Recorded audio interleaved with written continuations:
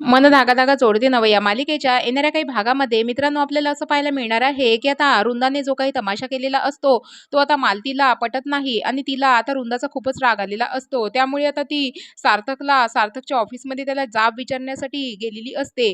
आता सार्थकच्या ऑफिसमध्ये गेल्याच्या नंतर ती सार्थकला भेटते आणि सार्थकला रुंदाने जो काही तिच्या घरी येऊन तमाशा केलेला असतो ते सगळं काही ती सार्थकला सांगून देते. आता हे ऐकल्याच्या नंतर आता सार्थकला तर खूप मोठा धक्काच लागतो आणि त्याच्या पायाखालची जर जमीनच सरकते.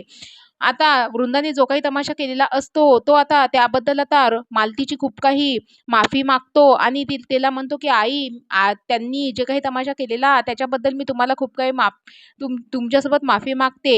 आणि आता मालती आता सार्थकला म्हणत असते, की "तुम्ही पण जे काही केलं म्हणजेच आनंदीला आमच्याकडे आणून सोडलं, ते काही आम्हाला पटलेलं नाही आणि त्याबद्दल मी तुम्हाला इथे जाब विचारण्यासाठी आलेली आहे." असं सुद्धा आता मालती आता सार्थकला म्हणत असते.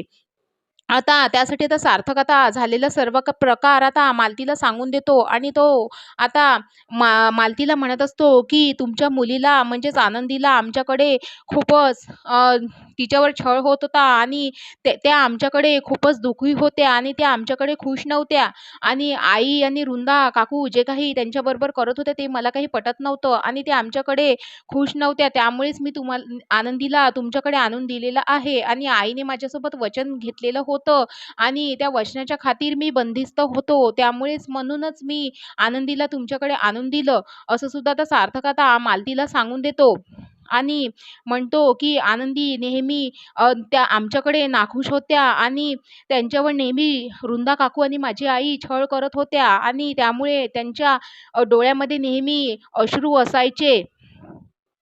आणि असायचे आणि त्यामुळेच त्यांना खूप काही दुःख व्हायचं. ते मला काही पटत नाही आणि म्हणूनच मी त्यांना तुमच्याकडे आणून दिलेलं आहे. ज्या मुलीला आमच्यापासून आणि माझ्या घरच्यांपासून दुःख होत आहे आणि त्या सुखी नाही, तर त्या आमच्याकडे राहूनही काय केलेलं असतं आणि त्यामुळेच त्या तिथे आल्या आणि मग मालती आणि सार्थक आता पुन्हा आता मालतीला म्हणत असतो, की जी मुलगी घरी लग्न करून जर आपल्या आई-वडिलांकडे जाऊन राहत असेल, ते सुद्धा मला पटत नाही आणि तुमच्यावर काय बीतत आहे, हे सुद्धा मला याची कल्पना आहे. पण मी काहीही करू शकत नाही आणि मी माझ्या आईच्या वचनामध्ये बंदिस्त आहे. मी आईचं वचनही तोडू शकत नाही आणि आनंदी ला सुद्धा सोडू शकत नाही, असं सुद्धा त्या मालतीला तो सांगून टाकतो आणि मालतीला तो काही खूप काही समजवण्याचा प्रयत्न करीत असतो. पण मालतीला आता खूपच दुःख झालेलं असते. आता इकडे सर्व काही सांगून टाकल्यावर आता सार्थक आता घरी आलेला असतो आणि सार्थकला आता मालतीला जे काही मालतीने सार्थकला बोललं, ते सार्थकला राहून खूपच मालतीचं टेन्शनच आलेलं असते आणि तो आता आपल्या रूममध्ये ऑफिसमधून आल्याच्या नंतर एकटाच बसलेला असतो आणि तो सारखा-सारखा मालतीचा विचार करत असतो. त्यामुळे आता आदर्शला आता सार्थक आलेला दिसतो आणि तो घरी येतो आणि तो आता सार्थकच्या रूममध्ये जातो आणि सार्थकला म्हणतो, "का बरं तू इथे येऊन एकटा बसलेला आहे?" तेव्हा आता सार्थक आता आदर्शला सर्व काही मालतीने म्हटले आणि त्याच्या ऑफिसमध्ये ती आली होती. त्यामुळे ते सर्व काही तो तिला सांगून देतो. आणि म्हणतो, की त्यांनी मला असं म्हटलं, की वृंदा काकूनी त्यांच्याकडे जाऊन खूप तमाशा केला आणि हे सर्व काही त्यांना पटलेलं आणि त्यांना खूपच दुःख झालेलं आहे आणि आनंदीसुद्धा त्यांच्याकडे गेलेले आहे, त्यामुळे त्यांना खूपच दुःख झालेलं आहे. पण याच्यासाठी मी काही करू शकत नाही, कारण की आईने माझ्याकडून वचन घेतलेलं आहे. असं सुद्धा आता सार्थक आता आदर्शला म्हणत असतो. तेव्हा आता आदर्श आता सार्थकला म्हणतो, की "मग आनंदी वहिनीला तू आपल्या घरी घेऊन ये ना आणि त्यांच्यासोबत इथे राहा ना." तेव्हा आता सार्थक आता म्हणतो अ, आदर्शला, की "नाही, मी असं करू शकत नाही कारण की आईने माझ्याकडून वचन घेतलेलं आहे." मग आता आदर्श दिमागामध्ये एक आयडिया सुचते आणि ती आयडिया आता तो सार्थकला सांगून देतो. आता सार्थकला सुद्धा त्याची आयडिया ऐकल्यावर खूपच आनंद होतो आणि त्याला सुद्धा त्याची आयडिया खूप पटते आणि तो म्हणतो, की "मला तुझी आयडिया ही खूपच आवडलेली आहे.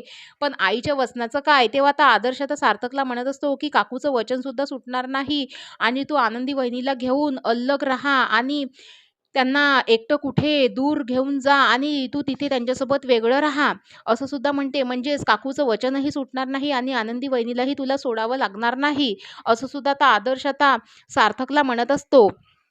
तेव्हा आता आदर्श आता सार्थकला म्हणत असतो, की जर इथे आनंदी वहिनी राहिल्या तर अशाच माझी आई काकूंना भडकवत राहतील आणि त्यांचा असाच त्या दिमाग खराब करत राहतील आणि आनंदी वहिनीबद्दल त्या खूप काही त्यांना बोलतील आणि आनंदी वहिनीवर असाच छळ होत राहील.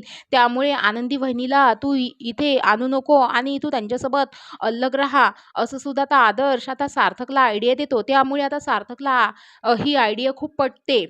त्यामुळे आता हे सर्व काही आता आदर्श आणि सार्थकचं बोलणं आता सुद्धा बाहेर आलेली असते आणि ती आता सार्थकला ऑफिसमधून आला आणि त्याला जेवण करण्यासाठी बोलवायला आलेली असते. त्यामुळे आता तिला आदर्श आणि सार्थकचं बोलणं ती दरवाजाच्या बाहेर उभी राहून ऐकत असते. आता हे सर्व ऐकल्याच्या नंतर तिला खूप मोठा धक्काच लागतो आणि ती म्हणते की सार्थक आता आनंदीला घेऊन बाहेर राहणार आणि कारण की ती सार्थक शिवाय वेगळी राहू शकत नाही आणि सार्थक तिच्यापासून अलग राहील हे सुधाला काही पटत नाही. त्यामुळे आता सार्थक आणि आदर्शचं बोलणं ऐकून ती तोंडावर हातच ठेवते आणि तिला खूप मोठा धक्काच लागतो आणि तिला राहून राहून हेच टेन्शन येत राहते का आता माझा मुलगा आता त्या मुलीला घेऊन अलग राहील का म्हणून. आता मित्रांनो, येणाऱ्या भागामध्ये पुढे नक्की काय होईल? आता सार्थक आता आनंदीला घेऊन वेगळा राहणार का?